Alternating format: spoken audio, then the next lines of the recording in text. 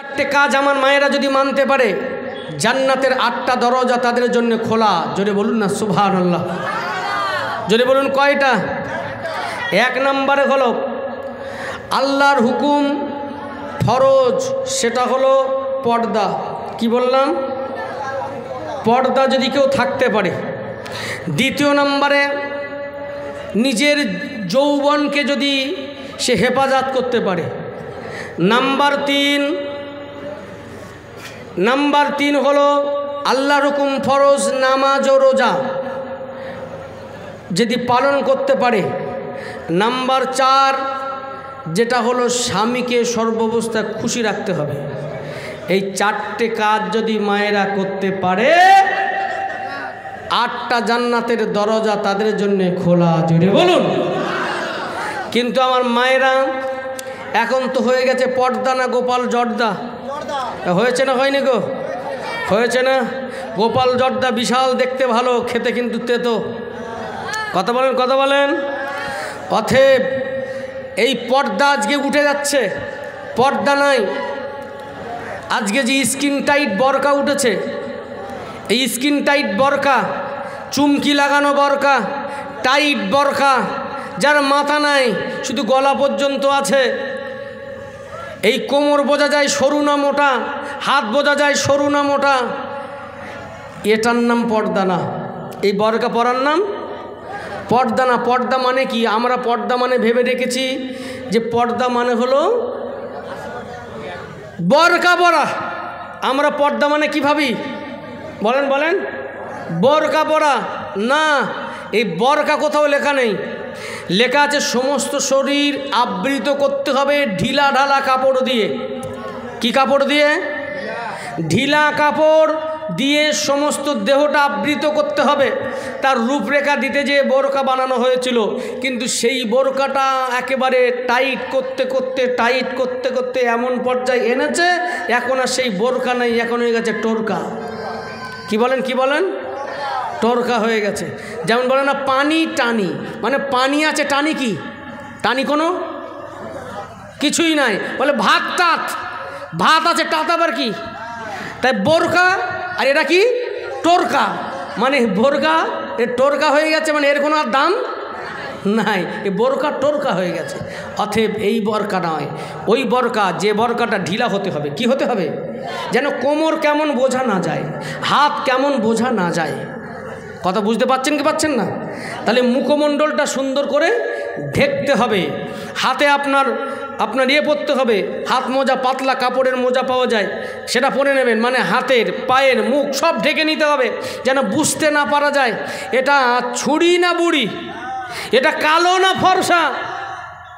আহা, ফাতেমা বলেছিল, স্বামী আমাকে যখন কবর দেবে রাতের অন্ধকারে দেবে, কাউকে খবর দেবে না। যারা আশপাশে নিজের মানুষ তাদের বলবে রাতের অন্ধকারে আমাকে মাটি দেবে, জানাজা পড়াবে রাতের বেলা। কারণ ওই কাফনের ভিতর থেকে দেখেও যেন বুঝতে না পারে ফাতেমা লম্বা ছিল না বেটে ছিল, ফাতেমা সরু ছিল না মোটা ছিল। আর আজকের আমরা আহা, ওই জন্য বলবো মাগো আপনারা পর্দাটা একটু পালন করুন, কারণ আপনাদের সব থেকে সোজা জান্নাতে যাওয়া। নাম্বার 2, নিজের যৌবন, নিজের যৌবনটাকে হেফাজত করতে হবে। এটা আমি আর খুলে বলছি না, আপনারা জ্ঞানী মানুষ, শিক্ষিত মানুষ, আপনারা জানেন। অতএব এটাও এখন হেফাজত নাই। স্বামী বিদেশে যদি চলে যায়, মোবাইল নিয়ে মেসেঞ্জার, ইউটিউব, আপনার কিনা হোয়াটসঅ্যাপ যা আছে এর ভিতরে চ্যাট করতে করতে প্রথম বন্ধু হয়, বন্ধু হয়ে তারপর অন্যদিকে চলে যায়, আর সেখানে ঠিক থাকে না। যাই বা হোক, এটার থেকে পরহেজ করতে হবে। আমি বলবো মা বোনদের কাছে, মা বোনদের বলবো, মা গো আপনারা ফেসবুক ব্যবহার করবেন না। আপনারা ফেসবুক ব্যবহার করবেন না, আপনাদের জন্য নয়। কারণ আপনারা হচ্ছে নরম প্রকৃতির, মায়েদের মনটা নরম। কথা বলেন ঠিক কিনা? ইবলিস শয়তান আদমকে, আদি পিতা আদম আলাইহিস সালামকে পারেনি, পেরেছিল কাকে? মা হাওয়াকে ধোঁকা দিতে পেরেছিল। ওই জন্যে মায়েরা আপনাদের মন নরম প্রকৃতির, অথবা আপনারা ফেসবুক ওই আপনার মেসেঞ্জার ব্যবহার করবেন না। আপনার দুটো একটা মেসেজ করতে করতে আপনারা গলে যাবেন। ওই জন্যে যাই হোক, তাহলে নিজের যৌবনকে, 3 নম্বরে কি বললাম? নামাজ আর রোজা এটা আল্লাহর হুকুম, ফরজ আদায় করতেই হবে। আর 4 নম্বরে নামাজ রোজাটা মায়েরা বোনেরা করে। দেখবেন পুরুষদের থেকে আমার মায়েরা বেশি নামাজ পড়ে, পুরুষদের থেকে মায়েরা বেশি রোজা করে না? কিন্তু ধরা পড়ে আমার মায়েরা বেশি বেশি ভেরি ভেরি ইম্পর্টেন্ট 4 নম্বরে গিয়ে কি, সেটা স্বামীকে খুশি রাখতে পারে না। এই জায়গায় গিয়ে আমার মায়েরা বেশি ধরা পড়ে। কারণ পারবে ওই দিন থেকে, যেদিন থেকে একটা মায়েদের কমন ডায়লগ আছে, কি জানেন? কমন ডায়লগ শুনে নেন। আমার মায়েরা বোনেরা এরা কি করে, এর যেই স্বামী স্ত্রী একটু ঝামেলা হয় না, একটু হতে পারে না, হয়, তখন বলে, বেশিরভাগ মায়েরা বলে, শুধু আমি বলে তোমার সংসার করছি, অন্য মেয়ে হলে বুঝতে পারতে। হ্যাঁ বলেন না, শুধু আমি বলে তোমার সংসার করছি, অন্য মেয়ে হলে পালিয়ে যেত। আহা মাগো, সবাই তো একই কথা বলে না। আপনাকে তো জাহান্নামের থেকে বেশি কষ্ট হচ্ছে না, কবরের থেকে তো আপনাকে বেশি কষ্ট দেওয়া হচ্ছে না। আর আপনাদের বলি, এই মায়েরা হলো নরম প্রকৃতির। মায়েরা আগেই বলছিলাম নরম প্রকৃতির। এটা তো পশ্চিম মেদিনীপুর নাকি? এখান থেকে পূর্ব মেদিনীপুরের মেয়েরা এখানে নাই? হাওড়া জেলার মেয়েরা বিয়ে দেওয়া নাই? হুগলি জেলার মেয়ে এখানে নাই? বিভিন্ন জেলার মেয়েরা আমাদের কাছে এসে পড়ে থাকে। কিসের জন্য পড়ে থাকে জানেন? কিসের জন্য পড়ে থাকে? শুধু ভালোবাসায় এদের আবৃত করে রাখবেন, ঢেকে রাখবেন। কারণ নিজের মাকে ছেড়ে দিয়ে আপনার আমার মাকে মা বলে ডাকে, নিজের বাপকে ছেড়ে দিয়ে আমার আপনার বাপকে বাপ বলে ডাকে, নিজের ভাই বোনকে ছেড়ে দিয়ে আমার আপনার ভাই বোনকে ভাই বোন বলে মেনে নেয়, নিজের আমার আপনার সংসারকে নিজের সংসার মনে করে সংসারের চাবিটা নিজের আঁচলে বেঁধে নেয় এই মায়েরা। এই আমাদেরও দায়িত্ব মাদেরকে ভালোভাবে রাখা, এটা আমাদেরও কর্তব্য। শুধু মায়েদের বলে ছেড়ে দিলে হবে না, কেন এক হাতে কোনো দিন তালি বাজে না। তাই আমি আপনাদেরও বলে যাব, আজকে আমাদের সংসারে উন্নতি নাই, সংসারে শান্তি নাই। আমি গবেষণা করে দেখেছি একটাই কারণ, সেটার কারণ হলো স্বামী স্ত্রী আমাদের মিল নাই। আর রসুল বলছে, যে ঘরে যে সংসারে স্বামী স্ত্রীর মিল আছে, ওই সংসারে আল্লাহর রহমত আছে। জোরে বলুন। ওই সংসারে আল্লাহ শান্তি বর্ষণ করেন। জোরে বলুন। তাহলে আমাদের স্বামী স্ত্রীর মিল নাই, শান্তি খুঁজলে হবে? হ্যাঁ, মোবাইল স্ত্রী এদিক ফিরে হাওড়ার দিকে ফিরে আছে, ও হুগলির দিকে ফিরে আছে। মেসেজ আছে, টটাং করে মেসেজ আসলো, ও আস্তে করে উত্তর দেয়, স্বামী বাড়ি এসে যার কথা তো হবে না, কালকে হবে। আর ও বলছে আমি বাড়ি ঢুকে গেছি, এখন কোনো মেসেজ না কল না, যা হবে কাল বাজারে গিয়ে আবার কথা বলা হবে। এখন দুজন দুই দিকে, কেউ কারোর পাসওয়ার্ড জানে না মোবাইলের। স্বামী স্ত্রীর পাসওয়ার্ড জানে না, স্ত্রী স্বামীর মোবাইলের পাসওয়ার্ড জানে না। না, এমন হলে হবে না। স্ত্রী আর স্বামী আপনার দুজন তো একে অপরের পোশাক। অতএব স্বামী স্ত্রী মিল মহব্বত রাখতে হবে। কারণ আর মায়েদের আবার বলে যাব, এর কিছু টিপস দিয়ে যায়। মাগো, এই শেষ রাতে আপনারা অনেক কষ্ট করে বসে আছেন, মায়েরা আছে না? এখন অনেক আছে না? আছে না? এই মায়েদের দুটো কথা বলে যায়, কিছু টিপস আপনারা শিখে রাখুন। এগুলো শিখে রাখতে পারলে পরে এটা আপনাদের ভালোই হবে। যখন আম্মাজান আয়েশা সিদ্দিকা রাদিয়াল্লাহু তাআলা আনহা নবীজিকে খানা দিতেন, ওই সময় খাবার দিয়ে পালিয়ে যেতেন না। খানা দিয়ে কি করতেন বলুন? বসে থাকতো। বসে থেকে খাবারগুলো দিয়ে আম্মাজান আয়েশা বলতেন, ইয়া রাসূলুল্লাহ, হাবিবাল্লাহ, হুজুর আপনি লাউটা পছন্দ করেন, এই দেখেন আমি লাউটা আপনার জন্য রান্না করেছি, হুজুর কেমন লেগেছে? রাসূল মিসকি হেসে দিয়ে বলতে, হ্যাঁ সত্যি আয়েশাতুল হুমায়রা, এই লাল টুকটুকি আয়েশা, সত্যি তোমার হাতে রান্নাটা খুব ভালো হয়েছে। খেতেন। যখন গোস্তের টুকরাগুলো নবীজি যখন খেতেন আর হাড়গুলো যখন রেখে দিতেন, এই হাড়গুলো যখন নবীজি রেখে দিতেন, আর ওই সময় আম্মাজান আয়েশা ওই হাড়গুলো নিয়ে গালে দিয়ে চুষে চুষে খেতেন। রসুল বলতেন, এ হুমায়রা, এই লাল টুকটুকি আয়েশা, তুমি হাড় খাও কেন? তোমার গোস্ত খাওয়ার লোভ হচ্ছে বুঝি? তুমি আমাকে বলতে পারতে, আমি তোমাকে এক টুকরা গোস্ত দিতাম। লা ইয়া রাসূলুল্লাহ, আমি গোস্তর লোভে হাড় চুষি না, আমি চুষি আপনি বলেছেন যে স্বামীর ঝুটা খাওয়া স্ত্রীর জন্য মঙ্গল এবং মহব্বতের একটা কারণ, তাই আমি আয়েশা ওই হাড়টা চুষে খাই, আপনার লালা মোবারকটা খাই। জোরে বলুন। যখন নবীজি পানি খেতেন, পানির পাত্রটা রেখে দিতেন। আম্মাজান আয়েশা সিদ্দিকা রাদিয়াল্লাহু তাআলা আনহা ওই সময় পানির পাত্রটা ঘুরিয়ে খেতেন।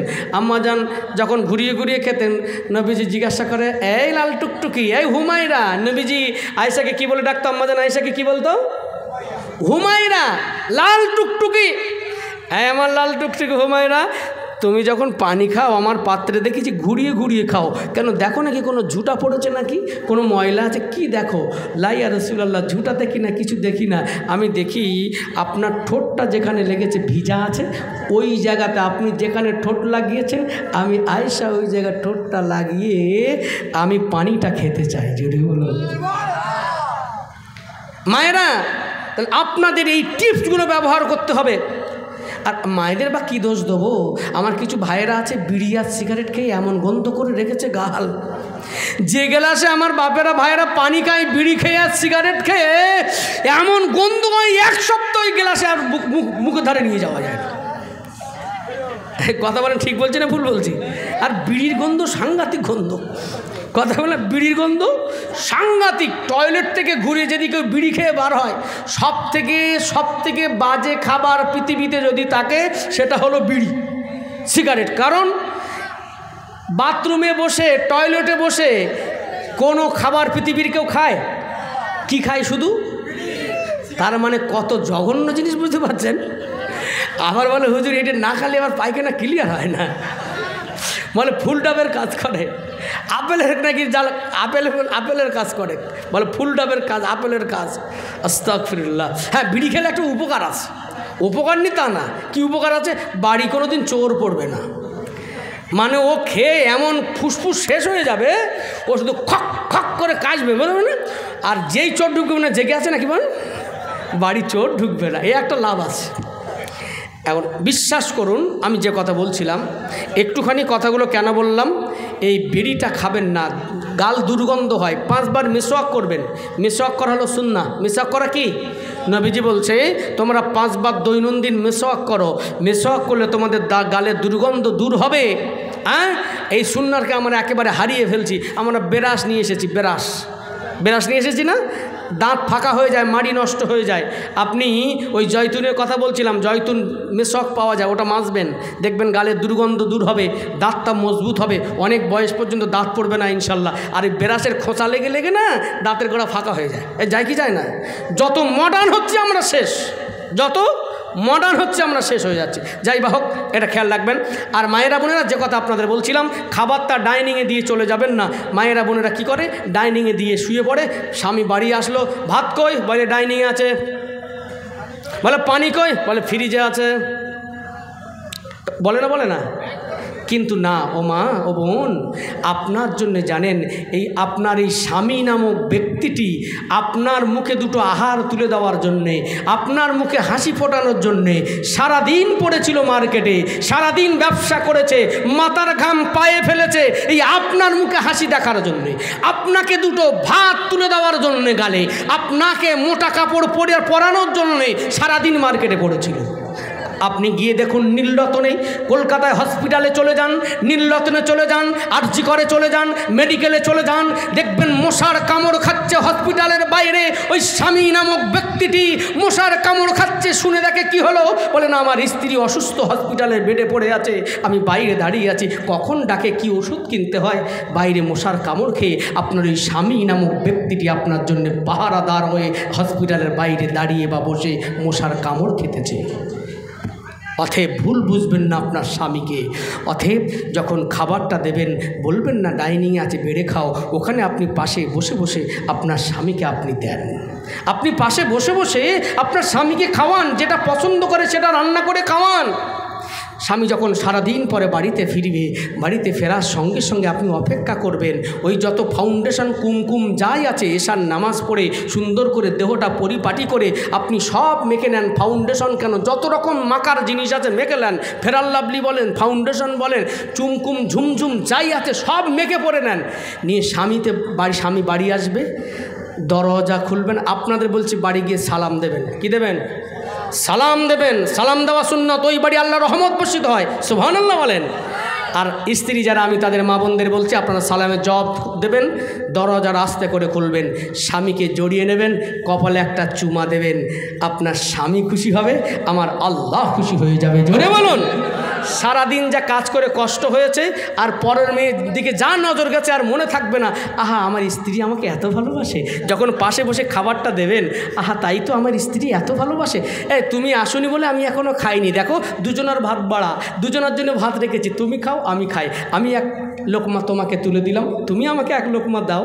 এই যে মহব্বত বিনিময় একে অপরের প্রতি আদান প্রদান করবেন, দেখবেন ওই সংসারে আল্লাহর রহমত বর্ষিত হবে, রুজির অভাব হবে না। জোরে বলুন না ইনশাআল্লাহ, আরও জোরে বলেন না ইনশাআল্লাহ, জোরে বলেন আল্লাহুম্মা আমিন। 1 মাস দেখুন, 1 মাস বেশি দিন না, আপনি 1 মাস প্র্যাকটিস করুন।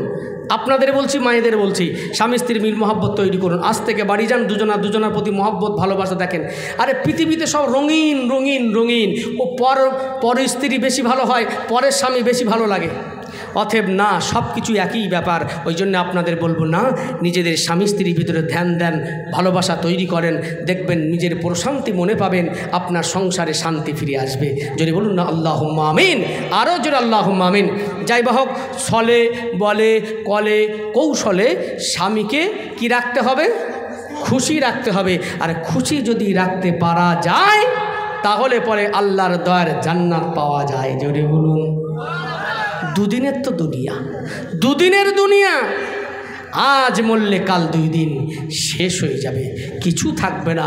ওগো মা, ওগো বোন, ওগো আমার ভাইয়েরা, আমার মুরব্বিয়ান কেরামেরা, আমার জওয়ান যুবক ভাইয়েরা, নিজেদের নামটুকু আমরা নিয়ে যেতে পারবো না।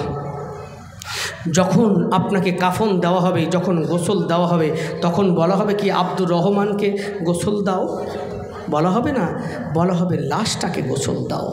যখন আমাকে কাফন পরানো হবে, একবারও বলা হবে না আব্দুল্লাহ ইল মারুফকে কাফন পরাও, তখন বলা হবে লাশটাকে কাফন পরাও। যখন কবরস্থ করা হবে, জানাজা পড়ানো হবে, বলা হবে না যে আব্দুল্লাহ ইল মারুফকে জানাজা পড়াও। যখন কবরে লাবানো হবে, বলা হবে না যে আব্দুর রহমানকে কবরে লাবাও, বলা হবে লাশটাকে লাবাও। তা নিজের নামটাকে নিয়ে যেতে পারবো না, অর্থ তো আমাদের পকেট থাকবে না, আমাদের কাফনে তো অর্থের পকেট থাকবে না, নিয়ে যাওয়ার কোনো জায়গা থাকবে না, জমি জায়গা কিছু নিয়ে যেতে পারবো না। আমাদের ওই 3.5 হাত নামক জায়গা যে কবরে আমাদের শুতে হবে, সেটাও নিজের জমির উপরে নয়, হয় পাড়ার কোনো কবরস্থান, না হয় মহল্লার কোনো কবরস্থান, না হয় সরকারি কোনো কবরস্থান, সেখানে আমাকে আপনাকে শুতে হবে। তাহলে কেন আমরা দুনিয়া দুনিয়া করে মেতে চলেছি? আসুন না ইসলামের ছায়াতলে, আসুন না আমরা পরিপূর্ণভাবে ইমানের ভিতরে আমরা অন্বেষণ করি, ইসলামের ভিতরে অন্বেষণ করি। কি করলে পরে আমরা জান্নাতে যেতে পারবো? কোন রাস্তায় গেলে কার দামান ধরলে? ওলিদের দামান যদি ধরি, নবীর তরিকায় যদি চলি, সাহাবীদের রাস্তায় যদি আমরা হাঁটতে থাকি, তাহলে আমরা আল্লাহ পাবো, আল্লাহর দয়ার জান্নাত পাবো। জোরে বলুন না সুবহানাল্লাহ। তাই আমি আপনাদের কাছ থেকে বিদায় নেব। 3:10-15 হয়ে গেছে, এখনও দোয়ারও ব্যাপার রয়েছে। আমি চাইব ছড়িয়ে ছিটিয়ে যারা আছেন সকলে পাক মাহফিলে চলে আসুন, আর আমাদের এই কথাগুলো আমল করা তৌফিক দেন। জোরে বলেন আমিন। আসুন, যারা দূরে ছড়িয়ে ছিটিয়ে আছেন সকলে মাহফিলে চলে আসুন।